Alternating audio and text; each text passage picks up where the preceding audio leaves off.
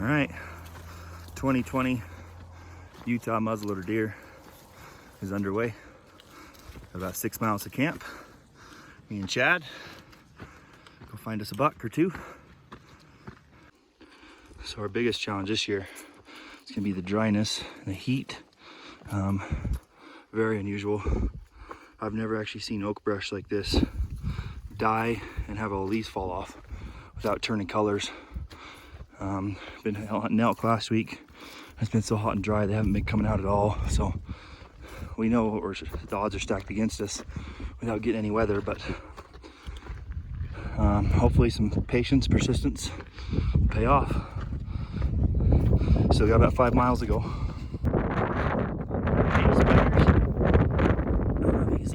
Oh, what the heck? Look at him. He's attacking that. Man, I'm out. Jeez. I can think twice about the tent tonight, huh?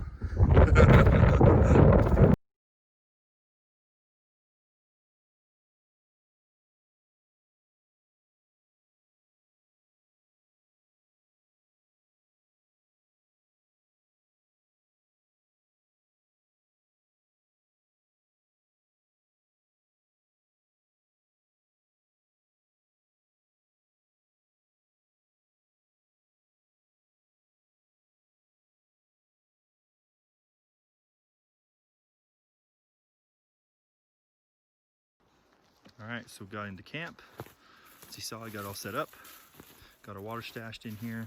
Me and my wife Megan helped me pack in some water a couple weeks ago. Thanks, Megan. Which isn't an easy feat since it's about 6.25 miles to get in here. So 12.5 miles round trip we did that day. Her boots weren't great and she had black toenails when we got home. So really appreciate the help. But Chad also packed some water in here about 10 days ago. We can get some water, but it's a long ways down off. You got to drop down in there and waste a lot of time and energy to do that. So we'd rather just have our water in here. Now we're ready to go. We can hunt the whole 4 days and not have to worry about any water. I did bring a filter just in case we end up in the bottom for some reason, maybe after deer or something. But saw 2 other hunters on the way in, 1 other tent. It's going to be expected. I mean, it's a general season hunt. It's all public land. We're going to see some other hunters, but luckily been hunting in here a few times. Been seeing some bucks. Saw lots of bucks last year on the elk hunt, which I know is not the same thing, but they're in here. Saw lots of good deer sign on the way in. So tomorrow's opening morning, so we're here about noon now. Got about 8 hours, 7.5 hours, do some glass and try and find a buck. Hopefully put in bed and end it quick. All right, just for those of you that care, do a little bit of gear information. Just a cheap Vortex spot and scope, Vortex high country tripod. This is all my gear. I got a new G7 camera in there that I'm going to use with I believe it's 35 to 140 mil or 140 zoom SIG rangefinder. I like carrying this, put this in all my water, especially if I'm using the tablets, which I haven't taken out yet, but I still keep my vitamins, fish oils, fire starters. When you're a bald guy, you always make sure you have some sunscreen, wind testers. I like this Gerber. Got all my replacement blades right there. Moleskin for when your skin starts peeling off. Cooker, obviously. Really like this. Water pumps both directions when you're pumping it. Got my other phone with the phone scope on there. Keep all my tackle in there for my muzzleloader. I got 6 rounds in there, which we all know with the muzzleloader's a lot. More Vortex binoculars in there. Vortex optics. Got the new CVA Acura V2 long range muzzleloader. Been shooting that for 2 years. All new Badlands camo. And on a side note, this Badlands pack has redeemed itself. My Badlands pack kind of had me sour, but that one's awesome. Like I said, I eat a lot. I eat about 4,000 calories a day when I'm at home, and that's not working as hard as we do. So this is only 3 days worth of food for me, and I'm going to lose a lot of weight, but it'll get me through. But obviously, normal stuff, mountain houses. Just took some of this stuff out. Protein bars. I'll eat multiple different kinds because I still try and get 1 gram per pound of protein per day. And I'm 215-ish pounds coming into this, so lots of protein bars. Pro bars have lots of calories, calorie dense. Those are pretty much really not healthy for you, but there's tons of calories in there, calorie dense. Jerky, nothing fancy. but we'll do the trick. Obviously saw the Seek Outside Cimarron tent, which this spot's really not big enough for it, so it's not set up the way it should be, so don't follow me on that. But it's nice on the inside. I normally have a stove right there, that's why that's burnt. We did bring a stove on this one as well in case we get cold, but it's like 80 degrees right now, so.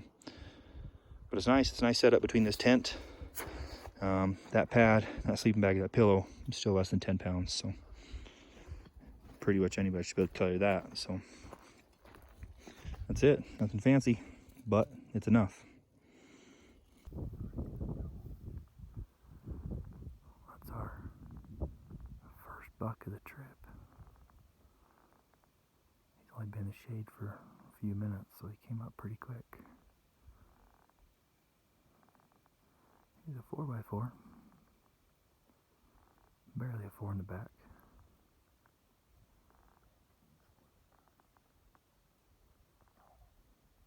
Yeah. Well, there's one to remember.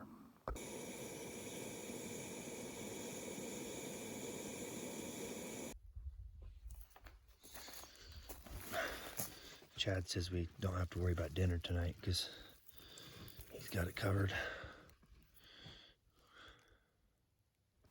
Well, it's still super early on morning one. You can barely see his little light colored antlers. But that's buck number 1 this morning. I don't know if you can hear that, but I can hear a bull chuckling down below me. Kind of a cool find. Somebody hauled a lot of steel a long ways in here a long time ago, because it's way grown into the tree. Made a serious tree stand ladder, but you can see down there they've got it all dug out. They probably had salt or something right there, and they cut this off for shooting lane. But it's dedication. So I wouldn't normally climb in someone else's tree stand, but these things have been here so long. These old metal things, they still got the harnesses are all deteriorating and old, but it's kind of cool. I don't know if you can see Chad here. Those old stands are growing in a lot now. You can't even barely see them, but there's the stand. Chad's just on his way down now. But pretty cool. I can appreciate the amount of work they did to put that in. I don't really like that they left it forever, but kind of cool. All right, evening day 1. So far, plans A through D have all failed. I've seen 3 2-point bucks today, very small. Plenty of bull elk. Which is funny because I elk hunted this last year and never saw an elk. So it's always what you're not looking for. But most we can gather. It's just too dry up here. The bottoms where it's greener, we're seeing more deer. So tomorrow morning, I think we're actually gonna go below camp instead of above camp and see if we can find some more deer. But we still got another day and a half in here before we gotta go home.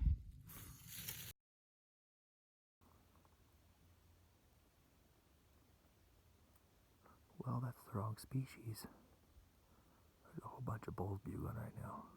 There's another bull below us.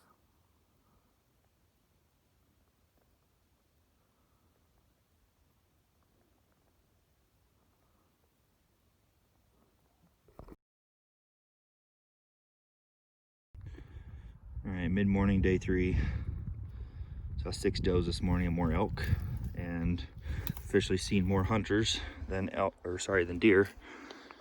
More bucks than bucks at least. But so plan is, camp's all cleaned up, including everybody else's trash that they've decided to leave here. We're gonna head down to lower country.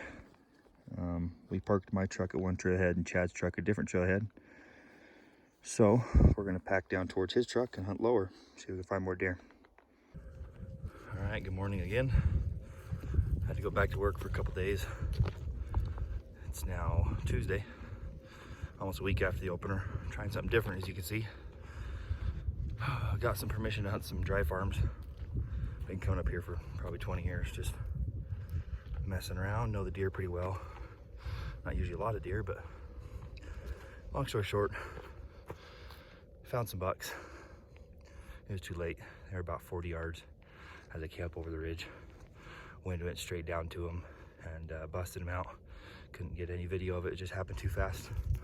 But they ran out, and if they're true to their patterns as they have been for 20 years, I know where they're going. So I've given them some time. Hopefully they can go over there and calm down in that next little pocket, and we'll try and get another chance at them. You can see some chuckers that are gonna blow out of here.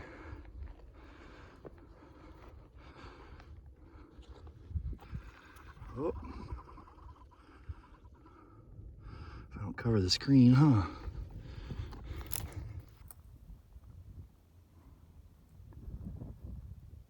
I know there's more bucks in there right now, but that's the biggest one I can see. I can't see any other ones right now except for a spike.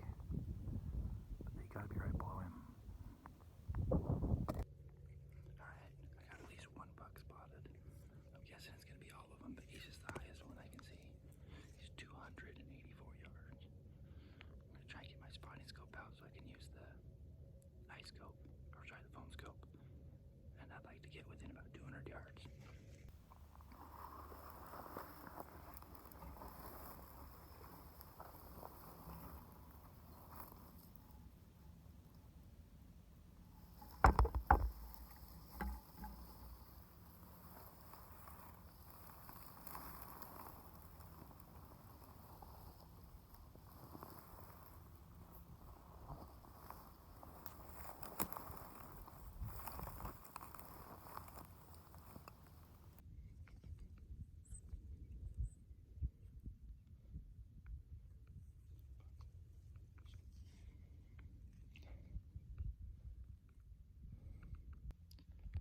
So my plans got changed for me.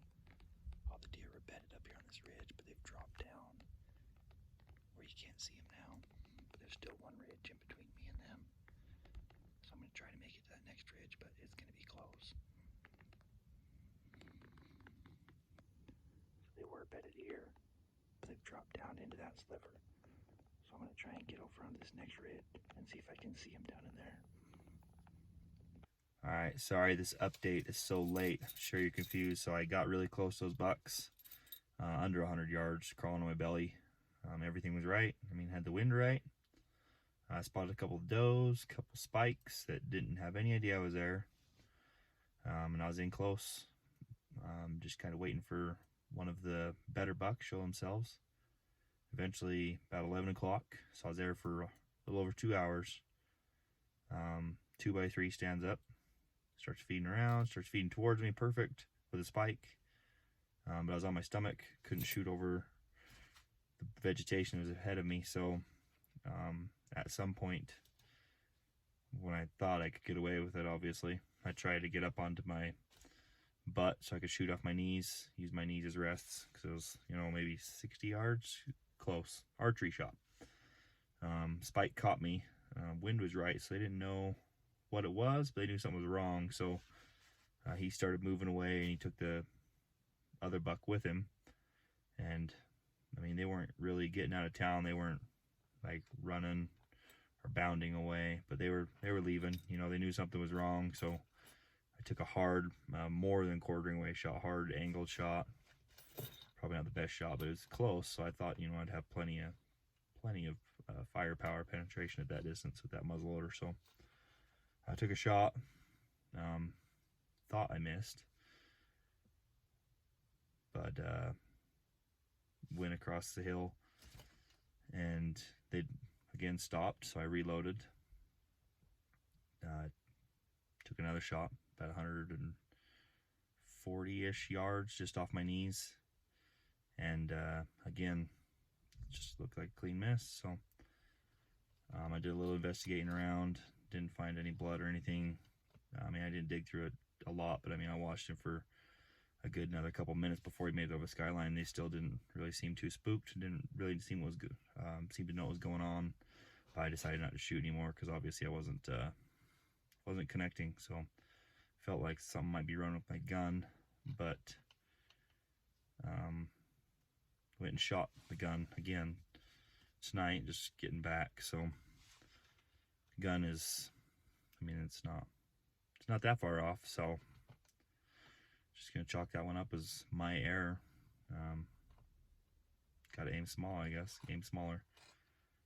We'll get out again and see if we can find some meat to bring home. All right, it's the last day I get to hunt of the Utah general muzzleloader season. Had a couple close calls, missed a shot, but going back up in the dry farms, today is all about filling the freezer. As long as it has antlers, it's probably good enough. So let's go see if we can find something. Ooh, that was a fast morning, so just barely got to the ridge to glass off the other side, and I've only been there about a minute. I seen two does start running. I looked down the ridge, and there was another hunter walking up the parallel ridge to me up the other side of the canyon. And just a couple seconds later, a decent 3-point came running past me about 40, 35 yards. And at a light jog, I was able to put one in him, and he's down now. So, man, that couldn't have worked out any better.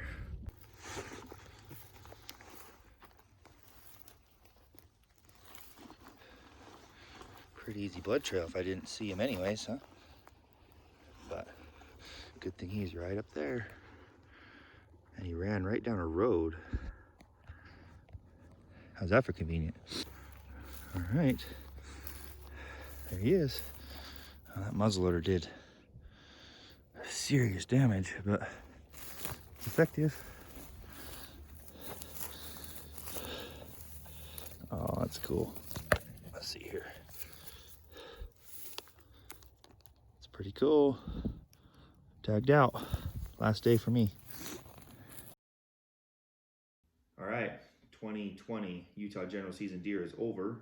Again, I'd like to apologize for not getting more video of the, the blown stalks and the missed shots, and the shot this morning that I made. It's just, I always prioritize trying to accomplish the task rather than film it. So I'm trying to get better at that.